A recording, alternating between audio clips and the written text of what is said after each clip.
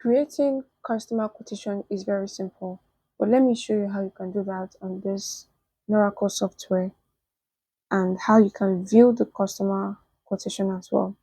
So all you need to do is come to this customer menu, place your cursor there, then go down to customer quotation, click on it. This is what you're going to see. So when you do that, you click on add quotation. So when you click on that, you have to enter the information required. You can easily type and select if you want.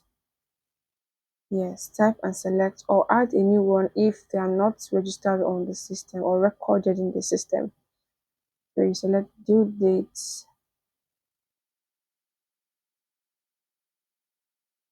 select the reference number. I can just write reference number.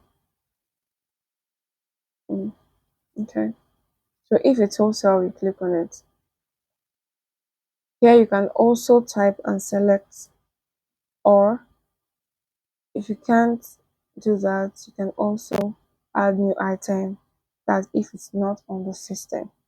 So when you're done with all of this, if there's a quotation name, you can add that. But if not, don't bother. So when you're done, you click on create quotation. Successfully, of course.